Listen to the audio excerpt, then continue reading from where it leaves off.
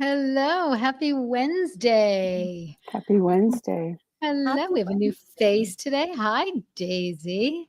We're going to give it a minute or so, let people join in. Uh, so please feel free to just take a moment, join us. We're very excited about our session today, and we will get the conversation started in the next few seconds. How's everybody doing today? Oh, living the dream. I love that. Daisy, how about you? It's a hump day, but it's good. It's been a good day. I've been up since for a conference call for AI healthcare since 6 o'clock this morning. But I'm here. I'm so excited. Carol, Good. nice to meet you.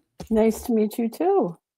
Well, let's get started. We only have an hour, so I want to make sure we take all the time and make it valuable. Welcome, everyone, to Demystifying AI, Why Humans Are Still Valuable, Will Always Be Valuable. We don't think that's ever going to go away. This is episode 3. We are so excited to be back. We had such incredible response from the first and the second one, and we're just going to keep going until people tell us not to do it anymore. Or we may do it if they do tell us not to do it anymore because we're having fun. So join us and tell your friends. And we're also live streaming on YouTube, both on the Engage 3P channel and Daisy on yours as well, on DW Concepts. So if you are not on LinkedIn and you want to go there, you can do that as well. I think that it's all been posted within the LinkedIn world. I guess are supposed to say this now, Daisy. It kills me. Follow us. La la la. I don't know the lingo. Just whatever. We want you to be a part of our world and hear from you. So stay in touch with us in whatever way it makes sense, the 4,000 different ways. And I will kick this off by reintroducing our friend and colleague, Daisy Watkins. Daisy, you want to talk a little bit about yourself? Sure. Thanks, Shera. Hi, Daisy Watkins here with DW Concepts. I'm in the marketing strategy world. Specifically, my background was in healthcare, so that's my niche. But also, obviously, with AI, there's a lot of different avenues in the marketing world, but a lot of it's in branding and how you can authenticate yourself as to show your brand, your products, your service, and how AI is going to discover you. That's the most critical part of where we're at right now in this era. So, thank you. Sure. Fantastic. And we are missing a face today. Darren couldn't be with us. He is en route to a fantastic event tomorrow. And so my dear friend and former colleague and someone I adore for so many reasons, Carol Fitzgerald Tyler, agreed to join last minute. So Carol, thank you for being here. And please introduce yourself. Tell us a little bit My about yourself. pleasure. And the adoration goes both ways. And Daisy, you're in on the adoration party too. So Thank you. already, welcome. So Thank hi, everybody. My name's Carol Fitzgerald Tyler. I do quite a bit of consulting for Wipro on global change and transformation and communications and all things on the human side of AI and blending authenticity, AI, and humanity is a passion. So I'm very excited to be here today. We just happened to talk about that yesterday. Do you want to share what it's so funny that you and I were catching up on not to do with this. Nothing. And I told you what I was doing. And then you said, oh my gosh. And I was telling you about last week's show. And then you said, oh my God, I just was talking about that. I'll let you give the background of what and how. And then the little bit of funny that you shared with me that I love, that Daisy needs to hear. Yeah. So first of all, to our esteemed audience and colleagues, I have a terrible cold. So I'm going to be authentic and blow my nose if need be. Just saying. AI can't do that. With AI, I am not a deep fake. Absolutely not. Absolutely. There is no deep fake about me right now. So, No. but I want to share a little bit so I am very privileged to be on also in my personal life on the board of trustees of the Astronaut Scholarship Foundation that provides scholarships to juniors and rising seniors in the STEM field. And I was privileged to be a host of their technical conference last weekend. And one of the things that these amazing scholars are doing is exploring what does AI mean in the scientific community. And that's all great. And again, we hear so many different words: agentic AI, this AI, that AI, deepfake AI.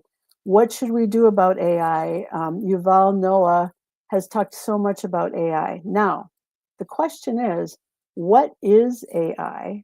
And to me, there's an old joke that we used to pass around in high school with. AI is like drinking or having sex in high school. Everybody is talking about it and nobody knows what's really going on. So when we try to put Doesn't get some, old. it doesn't get old. And No. when we try to put some context, some boundaries, some thoughts, some use cases into AI, AI is an incredibly powerful tool and we are blessed to have it. However, we don't want to lose our humanity. We don't want to lose our authenticity. And we want to use it as that tool to better those things going forward, my opinion. You're absolutely right. And Darren said in our first episode, it is going to change everything. It is going to fix nothing, right?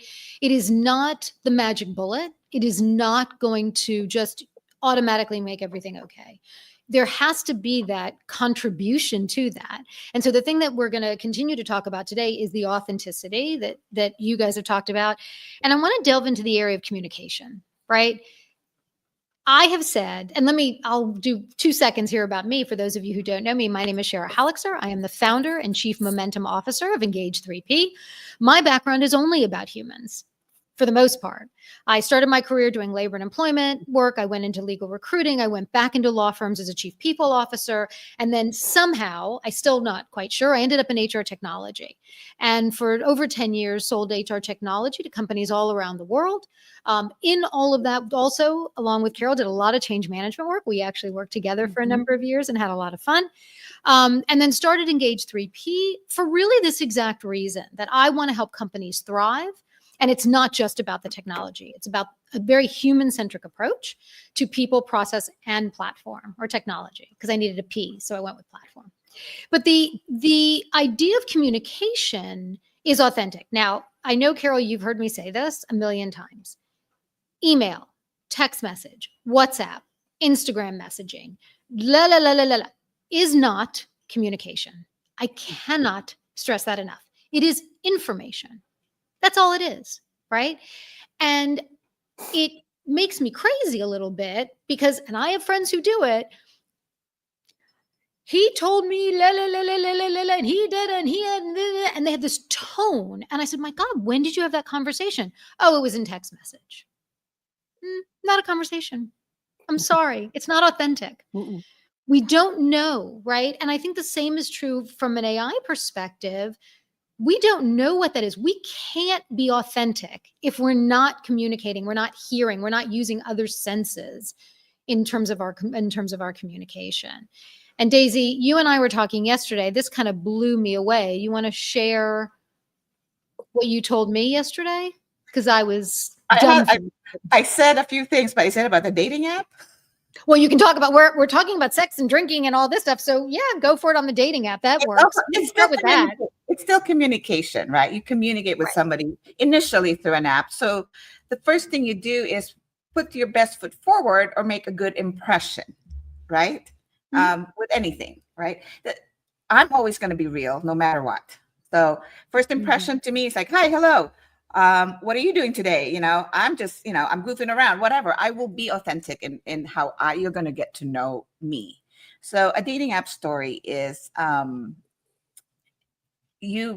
so somebody likes you, you respond back. Thank you so much for liking my profile. Nice to meet you. And then you wait for the response. Then typically I would hear, or you would hear, great, nice to meet you too. Your pictures look lovely. They compliment you, and then you go, oh, you're so kind. Thank you so much. Next conversation, I see that hyphen. We know what the hyphen what means. we call in AI is the EM hyphen. There's two types of hyphen. It's the EN hyphen and the EM hyphen. It was the long hyphen. I said, and it was just hi, hello. It's kind of in that similar tone, but no question. You can tell there's no, even without that hyphen, there was no emotion in his conversation. I don't need exactly emotion, but there's no warmth. You know what I mean? And to your point, you can't You can't see tell. warmth, right, in No. a text unless you create that warmth in what you're reading. So you have to add some sort of, now emojis help kind of give that, reaction, if you want to say that, right? Instead of, if you're being sarcastic, it will come across as you're just blunt, or you don't care. But if you put an emoji that you're laughing, that it was a joke, I'm being funny, right? That's why the emojis help define your emotion, or what exactly is it, what exactly you're saying. So Right. it helps in some ways to communicate. Let's put it that way. Anyway, with the dating app story, then I respond with a question. Comes back, 2 hyphens and 3 emojis. I wish I could bring up my phone right now, and I will bring it up in a second. When somebody's talking, then I'll bring up the thing. And again, he copied. I know I'm an AI, and my job is to tell businesses how you can humanize your content, how you can communicate, and how use AI to amplify yourself, but not to be the answer. Right. So he literally copied and pasted everything. It's a lot of The app effort, isn't it? Isn't it a lot yeah, of lack effort? of to answer a effort, text or message? I would also account to perhaps he's shy, but at the same time, if you're shy, you should be able to still say something without face to face, right? So there's a lot of elements you have to look at as a human being. You want to, even though we understand that they're using AI, we also have to be human to understand, why are they using it? Are they shy? They just know how to start conversations. It's an awkward position to be in a dating app. I don't know his story, so I can't judge it, right? But at the same time, if you're not asking me questions for me to respond back, there's no communication. I'm going to go a step further here on this one, Daisy, and call me crazy, but do you even know this was a real person and not a bot? So yeah, and that's So the next step. the next thing you're going to get is, and by the way, I'm stuck in Nigeria. Can you send me money? Like, I don't know. I don't know. I mean, I'm a little skeptical about these things these days. So after 3 exchanges, I made it an experiment to see how long this is going to go on. Is there going to be his human touch and that communication to revive himself in my eyes, or in my eyes, my ears, whatever it is. So it went on for about 10 conversations, still no question to me. I'm responding, asking questions. Even when I said, I had a hectic day, but productive. Response, oh, glad you were productive. Mine was hectic too. And like AI response, no question back, no emotion. No. So then I said, I don't really want to hang out in this app that long. So I would like to have a conversation over the phone, and then I can decide if we're going to meet for coffee. Mhm. 2 days Wow. later, nothing. Okay. A day later, the text message comes in, not AI, but simply, hi, it's me from blah, blah, blah app. Hope your day was great. That was it, period.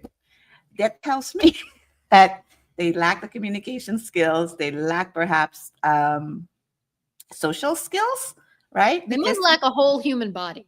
Yeah. So if people think that they can have nice, kind of cute responses in an app to bond with people, No. your intentions are, whether your intention is to get physical with somebody or to build a relationship with whatever that is, it's still bonding with another human being, right? Doesn't matter what your intentions are being in that app. You have to communicate with being to convince them to want to meet with you, to want to talk to you, to make sure that you have things in common. That's where it scares me that even in that, I will call it a very intimate type of relationship that you want to build, not necessarily intimate as in the act of it, but the intimacy of being with another human, the bond of being with another human is now being lost, because now people, even if the guy removed those M's, the emojis are my big giveaway as well. Mm-hmm. Okay, because after each sentence was an emoji, then I know that's AI, because no human being will put an emoji on every sentence that they do. They will put a whole bunch of them at the end, which I do. I'll put once in a while, depending on what reaction I want them to see why I'm saying that sentence. Right. So because I'm in that world, and the fact that I am in AI in my profile and that wasn't read, That's a big red flag for me. So I anyway, think I think that's amazing, right? I mean, there's the dating thing's a whole separate issue, and the yeah. idea that there are so many fake profiles and all that stuff. But that's really the thing too about business. I mean, I get emails every day that I think are of human beings. I assume they're human beings. I get phone calls every day. They're not human beings, right? It's very easy to tell at this point. But Carol, you're in the business of communication. You're in the business of transformation of humans, right? Doesn't matter what else it is. What are you finding, and how, if anything, how is AI impacting, or where are you seeing challenges from the communication perspective? Well, first of all, this whole dating app business, Thank God. Just be glad. Just thank be you. so glad. I am blessed with coming up on 35 years of marriage, and I have no need for a dating app right now, but I am intrigued.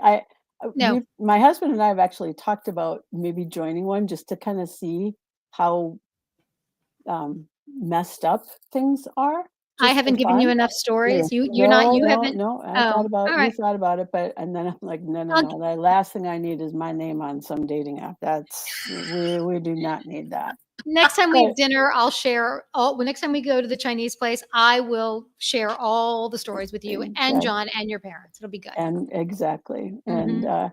but so kind of coming back to communications, authenticity, Yeah, what's real, what isn't. I mean, what's real has been a problem since time began. exactly. People's intentions are that has nothing to do with AI. Oh, you look so beautiful until tomorrow morning when you're, whatever. Or, there's inauthenticity everywhere. It's not just an AI, it is in our communications. And I would, postulate at this point that, one thing that I think has shifted our authentic communications was the pandemic.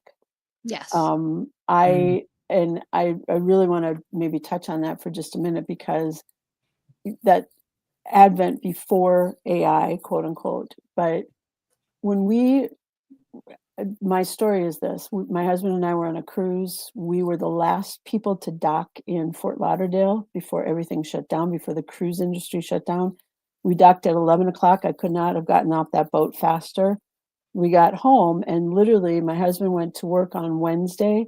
On Thursday, his office had shut down. Now, my situation was a little bit more remote friendly, but we, as a society, communication wise, went from let's gather for a coffee, let's gather for a whatever around the world. I mean, we could be in Stockholm having fika, or in the UK having a after work beverage at a pub. But we went from authentically interacting with one another to having to learn a whole new way to authentically interact with one another. We switched from shaking hands to being afraid to touch anybody or be near anybody, or wearing masks. I mean, I remember when I was on a plane and the mask mandate lifted, literally, I mean, they announced, okay, it's done. Half the people took their masks off and started chatting with one another, communicating again, quote unquote, authentically. And half the people were freaked out that they were going to get some, whatever. Now, where does that bring us to today? Well, first of all, again, as I said, I think authentic communications were tremendously refined by the pandemic. We have learned to do this. This is authentic communication, even though one is in one place, one is in the other place, and one is in the third place. And all our wonderful audience is in other places.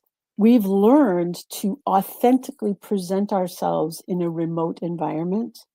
But that said, again, back to my weekend, one of the services I offer to the foundation is I coach our presenters, I coach our scholars on how they can communicate their amazing, amazing ideas and work in a less technical manner. How do you authentically communicate your passion for moon regolith, or let's see, we had wild marmots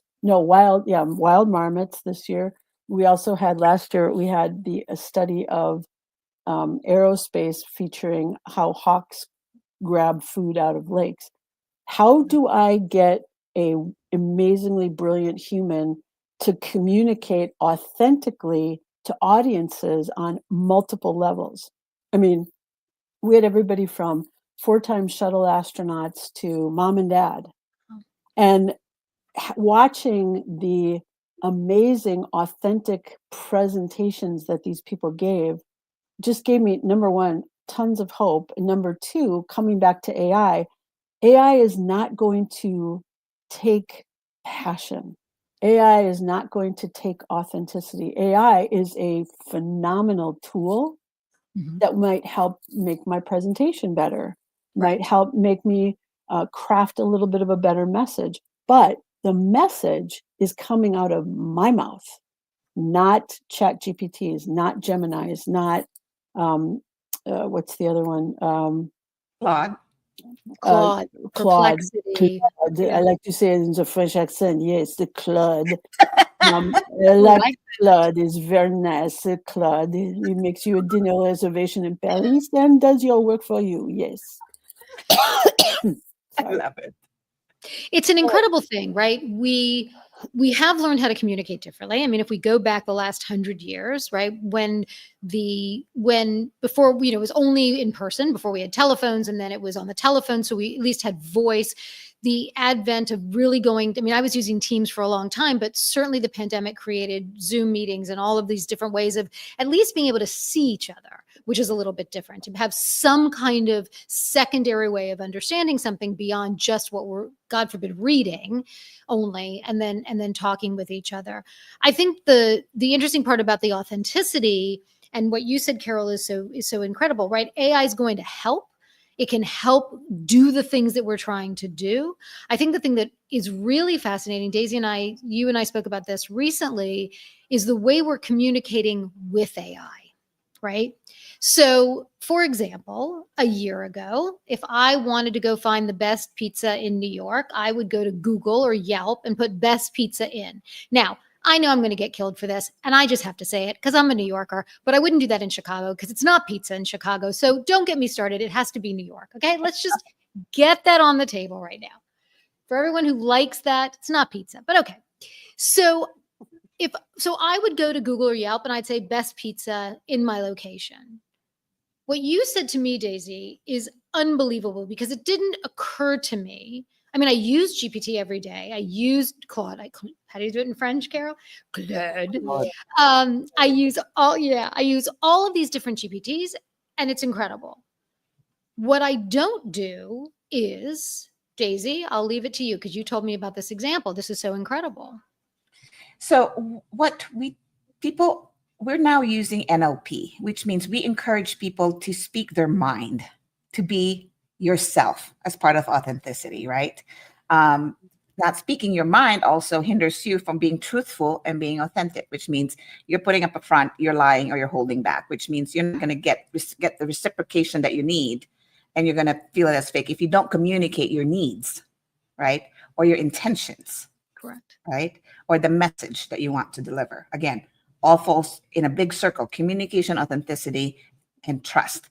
If you can't be that, nobody can trust you. Then if nobody can trust you, you don't have credibility. Right. Okay. AI can find facts. AI can find credibility based on information, data, because they reference it to another data that supports that theory or that supports that methodology, that from the AI's perspective data sets, it has to provide credible response to the user. That's its response. AI has a responsibility to humans to provide us with the facts. And this is what these big LLMs are giving us. They're giving us this big tool so that it can give us all these facts. How we use those facts is going to be up to us. How we deliver those facts is going to be up to us. How we want the answers to come back to us is going to be up to us, and how we communicate to AI.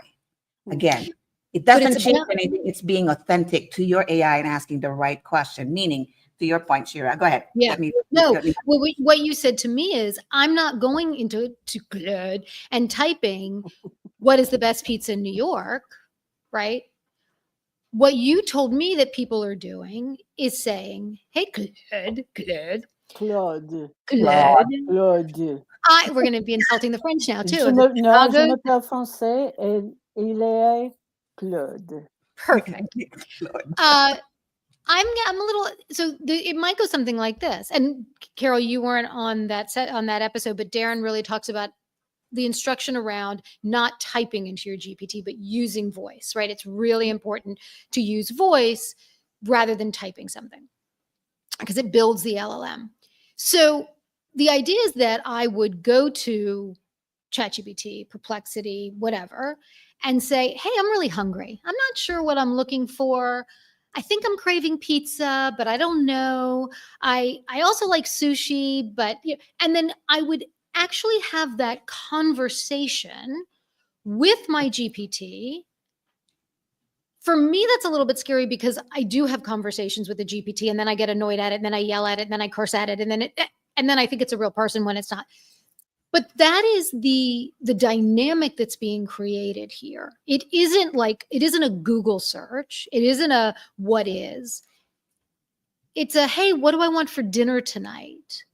Now, the other night, I had some ingredients and I wrote in, these are the things I have. What can I make? Mm-hmm. And it gave me a great recipe. So it's a different kind of communication with our technology. It's a different way of engaging.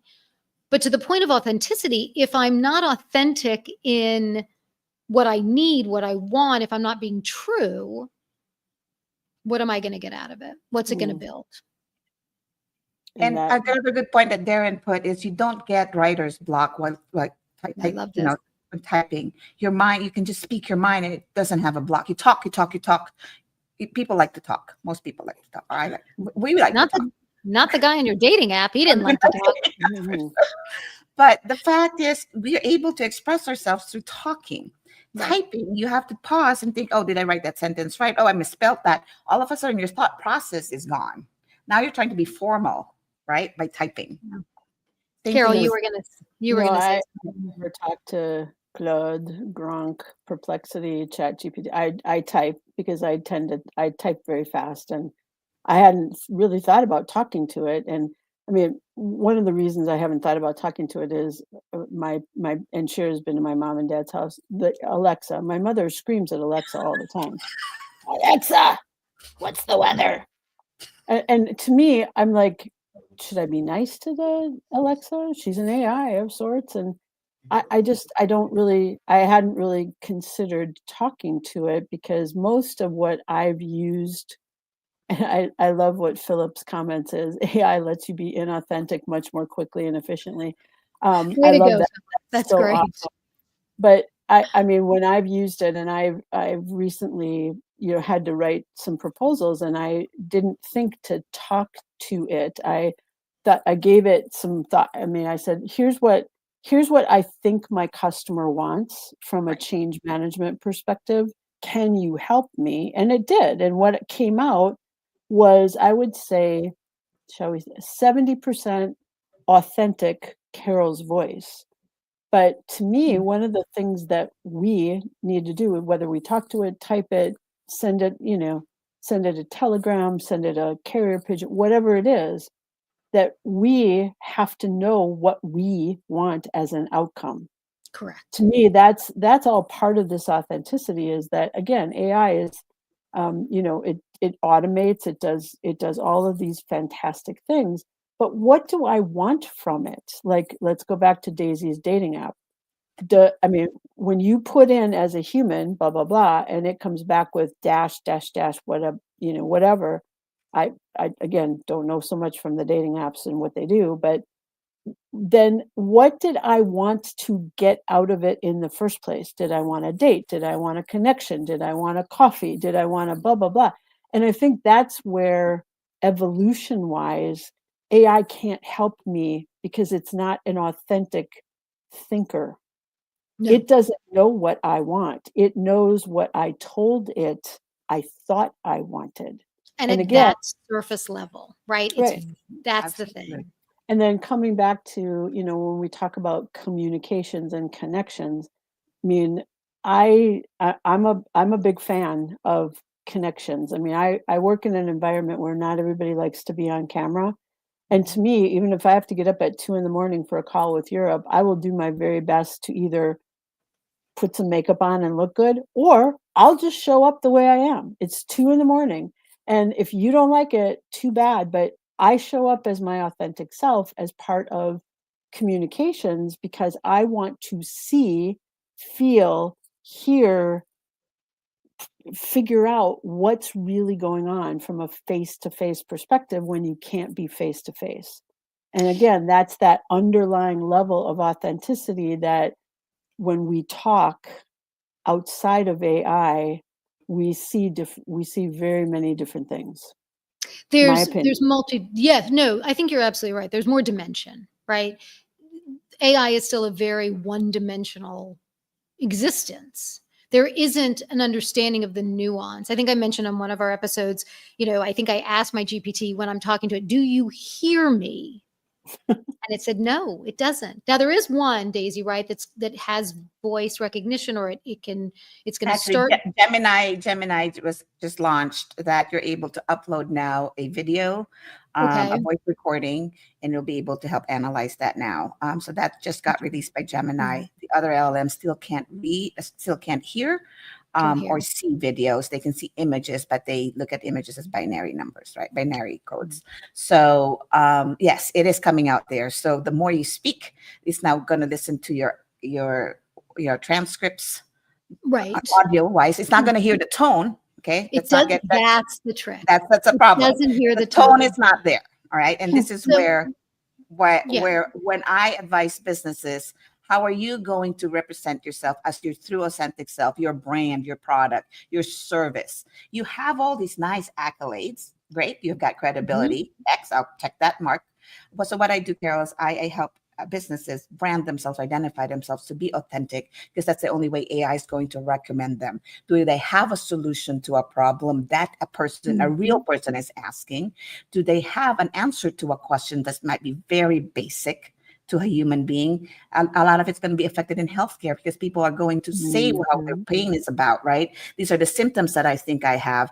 I read something about this, but I'm not sure. So what is the best? So they have to ask a question. And with those symptoms, AI needs to be able to pull that data, right? Now, it's just not going to, it's going to pull recommendations of different things, but because you ask a specific question with specific parameters or rails, let's just put it that way, then it will hone in on that particular question. If you just give it a general question, it's like normal people do use AI right now. I'm going to say the general public, how they use it. It just gives them a general question and gives them all these avenues of possibilities that this AI, of your answer. Then people think, oh my God, AI gave me all these answers. Oh, I can do that by myself without, it's telling me the steps to do it.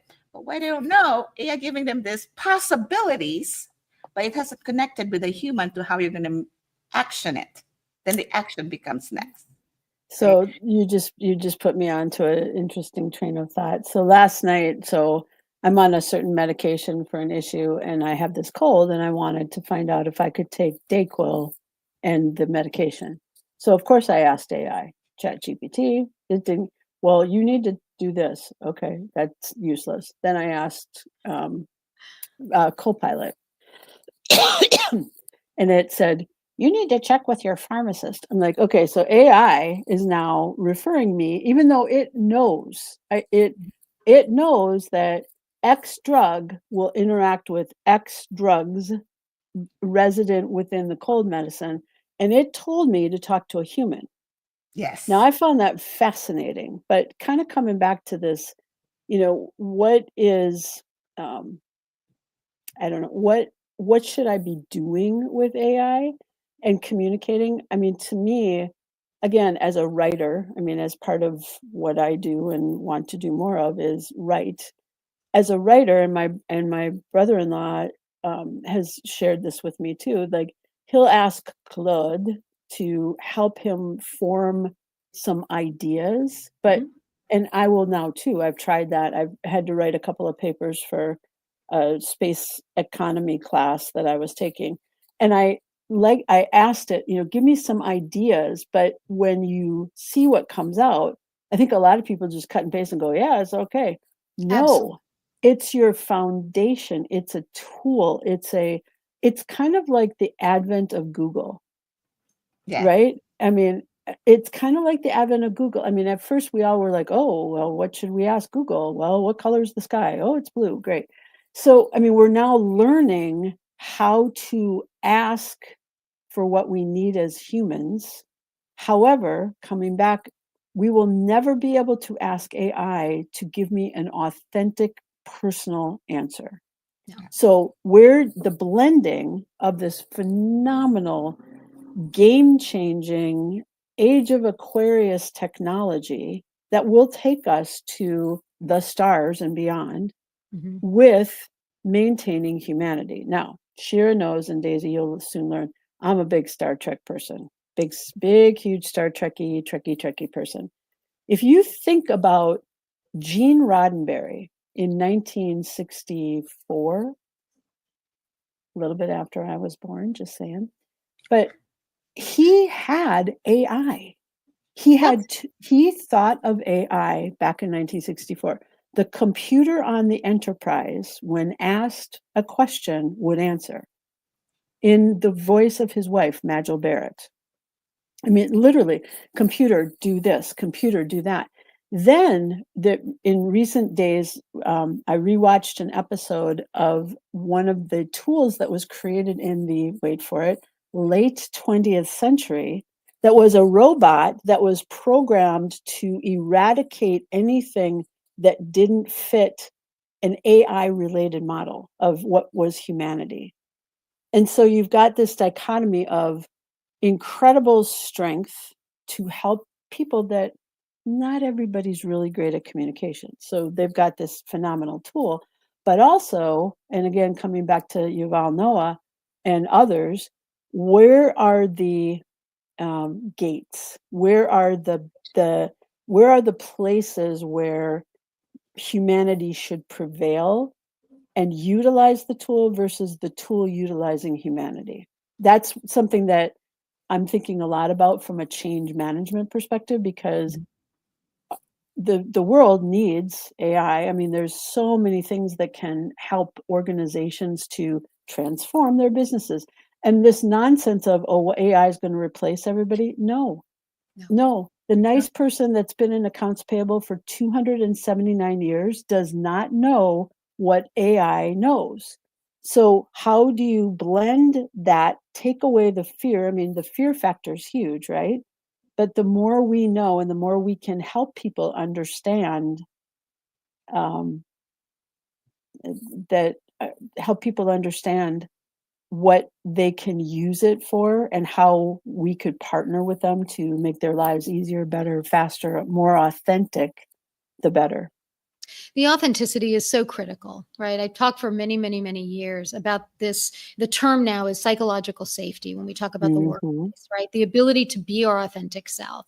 Carol, when you show up at 2 a.m, it's really nice that you take an extra 5 minutes and try to put makeup on. However, it's 2 o'clock in the morning, and authentically, the fact that you're even showing up is quite unbelievable, much less putting makeup on. I think that safety level of building that relationship with your client, with your colleagues, to be able to say, hey guys, I'm good to get on a call at 2 or 3 in the morning. Just know you get what you get, right? And I'll be there, and if you really don't like it, I'll turn off my camera, but let's get going. And I think that element is missing in both the human side of what we do, right? We're struggling in work to be authentic anyway. A friend of mine told me a really great story last year that when she got her very first job out of college, she joined a big consulting firm, and she had a Facebook page that was her 20-something life. And she had her LinkedIn page that was her professional life. And she was in the office and everybody was sharing their Facebook. This was 10, 15 years ago. Everyone's sharing their Facebook. Oh, let's be friends on Facebook. And she said, absolutely, I'm not sharing. Right? She was afraid of showing her authentic self in the workplace. Right? That's a problem. That's a real problem. Now, She wasn't doing anything horrible, but she just didn't want them to know that she was a 24-year-old young woman out having fun and doing fun things. And she was Mhm. afraid that that was going to impact her career, right? And Mhm. so the same is true when it comes to how we communicate with a tool, how we use a tool, how we develop with those tools. And so one of the things that we've talked about here, Carol, and I preach about in my practice is what companies need to do in order to use these tools is to make sure they have policy, that they have Mhm. procedure, that they have ethic, that they understand the ethics of the tools. What you said is, hey, ChatGPT, what, I don't know if it's listening to me, I got to be careful. Hey, I need an outline for da da da da for this client. And they go copy paste, copy paste. Well, Mm-mm. that's not authentic. That's not Mm-mm. how this works. If I had an assistant who was working for me, would I just copy paste what they did and not look at it? Carol, I Mm-mm. think you and I know a couple of people who have done stuff like that without AI, Mhm. right? And how it ends up kicking them in the end.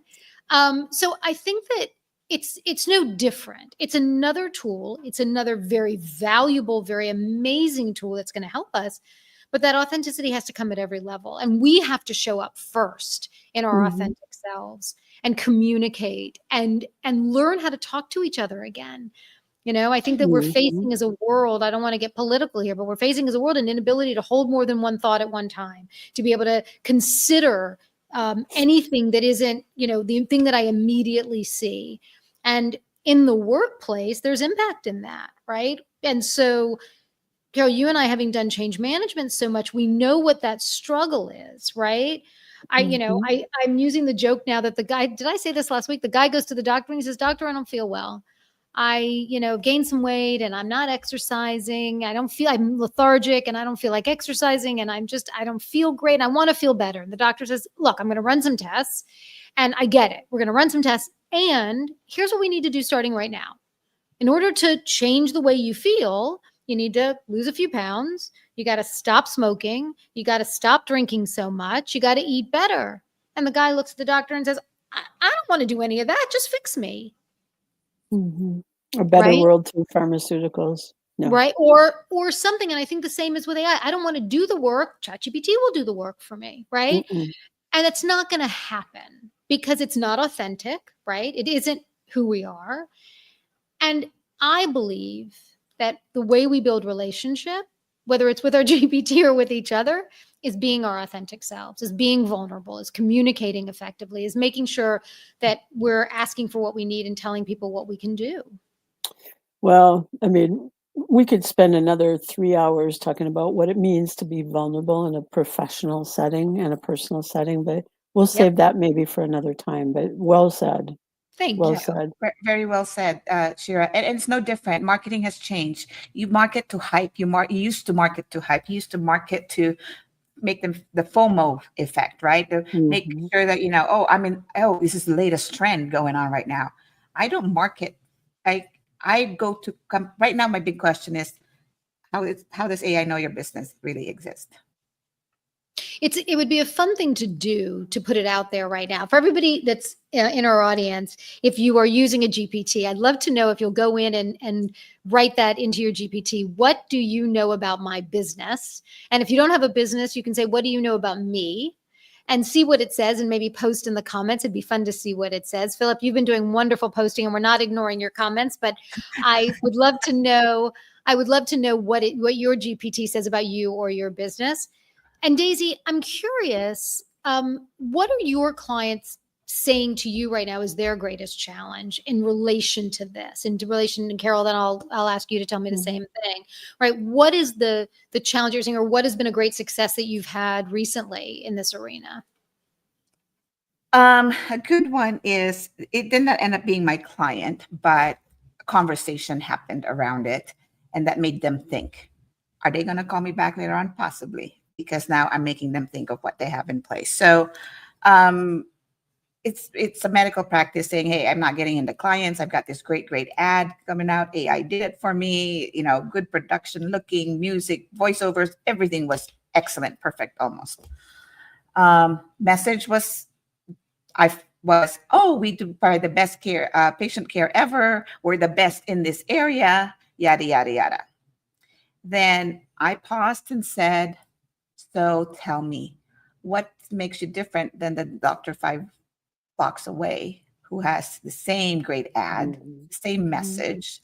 What makes you different? That also they're giving best care and they're the best in your area, same zip code to be exact.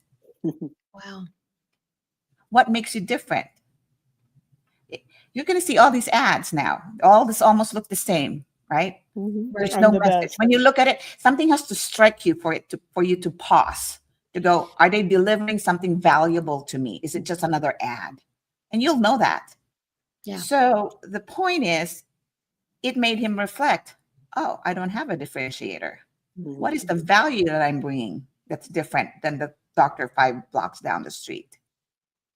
Is AI going to recognize how I'm different from that doctor down the street? Mhm. That's where my job begins. Mhm. That's Not if you how don't tell you it. recognize. How are you going to do that? By being human. What do you mean by being human? Let's look at your brand. Let's look at your website. What questions are you answering here when a human being, a patient, is looking for an answer? Whether it be how to prepare for surgery or how do I find the best sports medicine doctor in this area, right? What parameters am I looking for as markers to recommend the best doctor?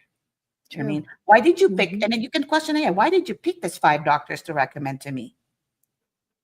Wow. And it will go back to because it has credibility, because people trusted it. It has great rankings on Google by its own patients. Again, your Mhm. credibility, the trust factor that AI will look for that, believe it or not.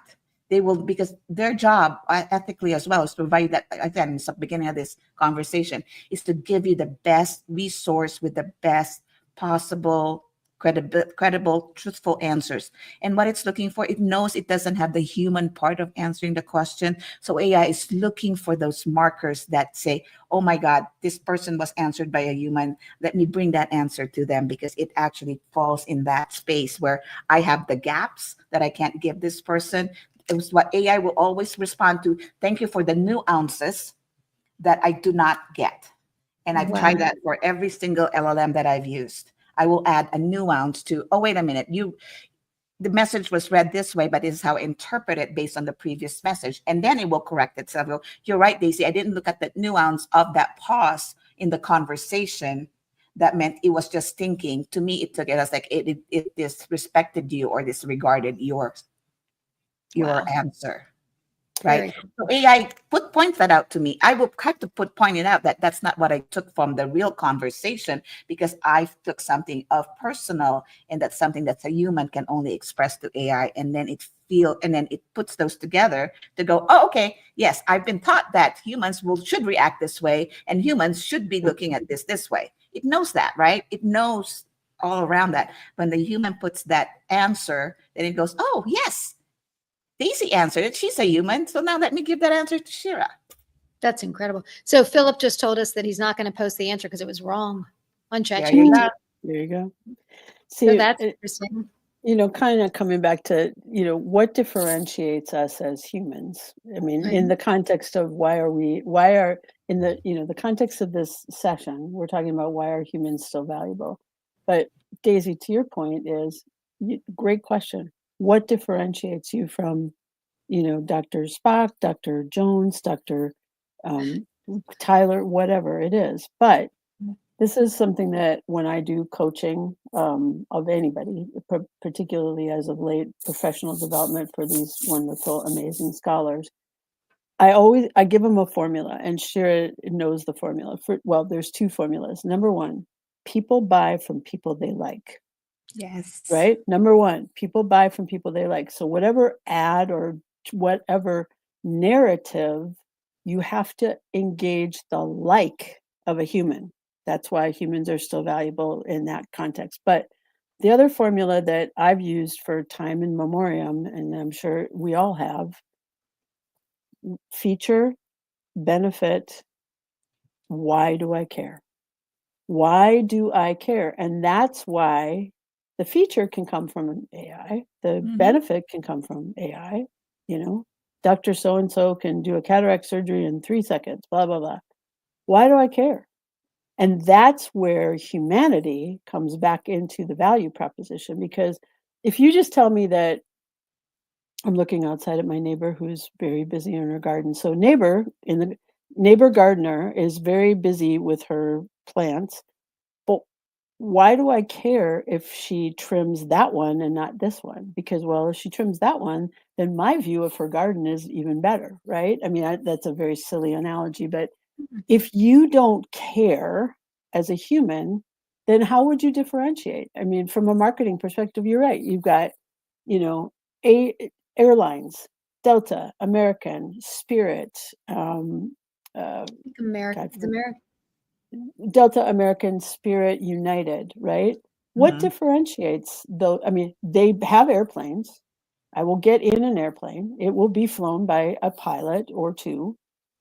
But do I want to go on Delta, where Delta makes me feel at home and comfortable and gives me upgrades? And why do I care? Because Delta cares for me as their customer. Or am I going to go on United? I'm going to end up sitting next to the bathroom in the last row and not getting a hot cup of coffee. So why do I care? Even though United's ads are beautiful, and remember the old days when United had the Rhapsody in Blue music and we fly higher, and it was all very romantic. But now I'm like, I don't need romance on an airplane. I need somebody to take care of me, which is why I choose, even if Southwest is cheaper to go wherever, I'm going to go on Delta. End of. Why? Because they made me care. You built a relationship with Delta. Yeah. Right. Absolutely. We And build again, relationships with each other as humans. We build relationships with companies, and we get to know them, and we value them and the service they provide or the product that they offer. But to your point, Carol, that's exactly it. What is in it for me? Not selfishly, but if I'm the buyer, then how do I connect? What does that connection mean to me? And that's again kind of full circle where the authenticity comes in, right? And the relationship that we've built comes in. It's also critical in understanding that the AI technology as a whole can't do that. It no. cannot care about me. If it cared about me, when I loaded in a list of contacts that I wanted emails for, it would have done it. If it really cared about me and done the research that I asked it to do instead of telling me it can't do it. If it really cared about me, it would have given me whatever it is else I wanted. It doesn't care about me. And I think that when we look at where we are successfully as humans, where we are successfully in business, all of that again comes back to the one thing, which is relationship. And that's human. And again, demystifying AI. We love AI. AI We is love great. AI. This is not But about debunking it or, yeah. But the bottom line is that the premise here is, why are humans still valuable? Well, AI at this point in our evolution doesn't have the emotion chip. No. Yes. And that's why humans remain valuable, committed, and a very important component of how we are going to make the world A better even place. more brilliant than it already is. The world awaits the brilliance of humans. It I would even, also yeah, sorry, go ahead, Carol. it also awaits the brilliance of AI, but it's two different kinds of brilliance.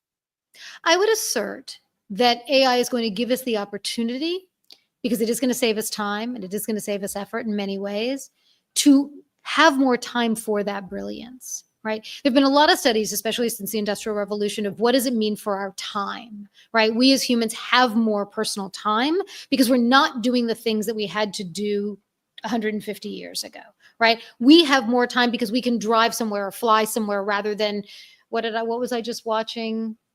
Aside from Downton Abbey, something else that was, olden times.